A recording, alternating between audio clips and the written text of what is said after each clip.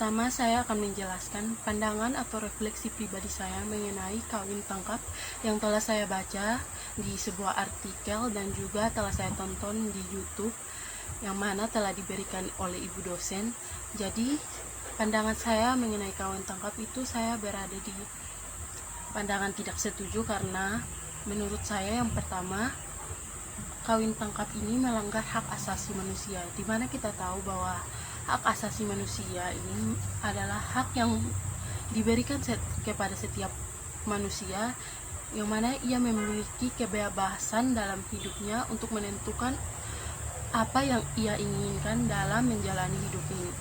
Dimana dari kawin tangkap tadi kita lihat bahwa perempuan dipaksa dan ditangkap dan dibawa lari oleh para pelaku, yang mana di sini kita tahu berarti tidak adanya hak, di mana perempuan ini tidak mau untuk dijodohkan tetapi dipaksa.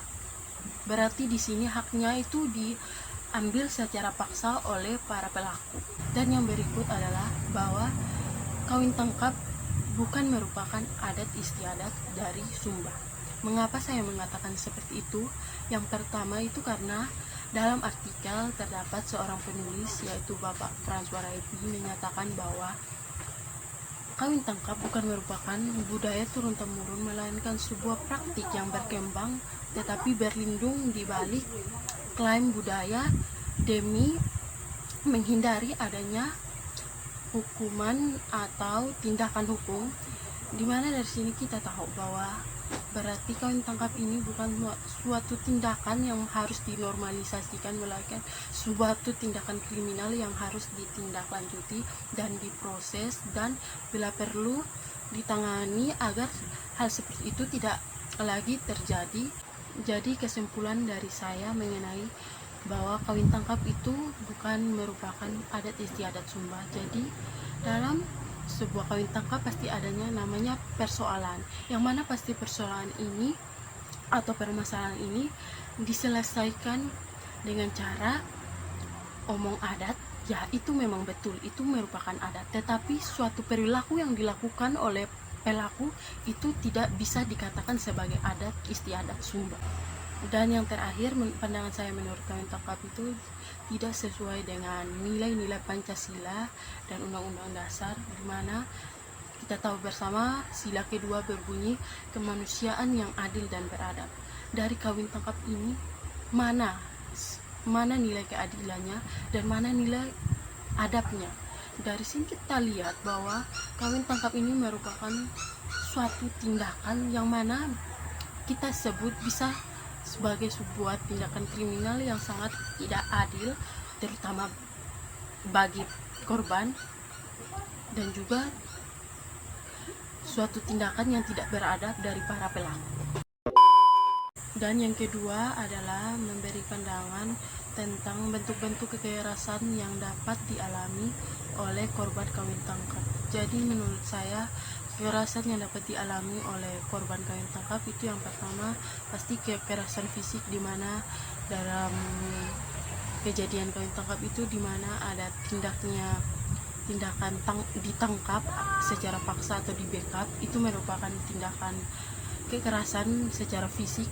Dan yang kedua tindakan secara non fisik atau psikis, di mana seperti dapat berupa hinaan, ucapan yang kasar, atau tindakan yang mengancam, menuduh, bahkan menakut-nakuti, serta membesarkan suatu masalah yang mana tidak terjadi. Dan yang berikutnya menurut saya merupakan kekerasan seksual, yang mana bentuk kekerasan ini dapat berupa rayuan, siulan, bahkan pemaksaan dalam percobaan pemerkosaan, bahkan menyentuh alat tubuh dengan paksa atau dengan sengaja, yang mana tanpa izin dari orang itu sendiri. Jadi kesimpulan dari kekerasan yang terjadi kepada korban kawin tangkap itu tadi seperti kekerasan fisik, kekerasan non fisik atau psikis, dan kekerasan seksual.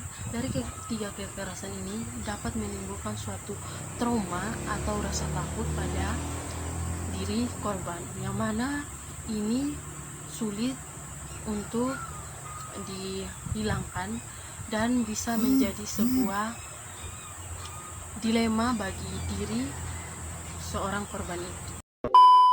Yang ketiga atau yang terakhir adalah langkah apa-apa saja yang harus diambil agar budaya kawin tangkap ini tidak terjadi lagi.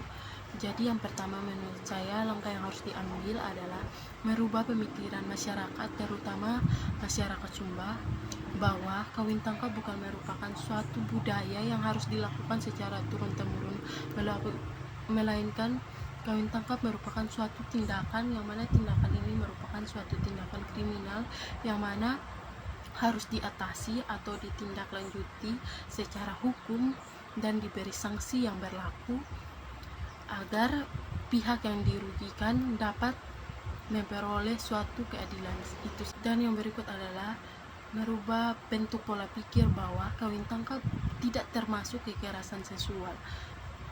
Pemikiran ini menurut saya adalah pemikiran yang salah, karena kawin tangkap itu termasuk dalam suatu tindakan kekerasan seksual yang mana di sini ada pemaksaan dari pihak korban, yang mana pihak korban itu dirugikan dan dapat menimbulkan suatu luka batin atau trauma terhadap korban itu. Yang terakhir adalah di sini harus adanya keadilan berbasis gender, yaitu antara perempuan dan laki-laki, dimana dari kawin tangkap ini tadi dapat dilihat bahwa adanya ketidakadilan berbasis gender antara perempuan dan laki-laki, yang mana perempuan di sini sangat dirugikan karena mendapat ketidakadilan atau pemaksaan yang mana ini sangat merugikan pihak perempuan. Jadi di sini diharapkan adanya perlindungan terhadap perempuan agar hak-haknya itu dapat dipenuhi dan juga dapat merasa terlindungi, karena adanya perlindungan dari Komnas Perlindungan Anak dan Perempuan, yang mana juga ia dapat merasa bahwa hidup ini aman dan dapat menjalani hidup dengan tenang tanpa adanya rasa gelisah, takut untuk menjalani kehidupan ini.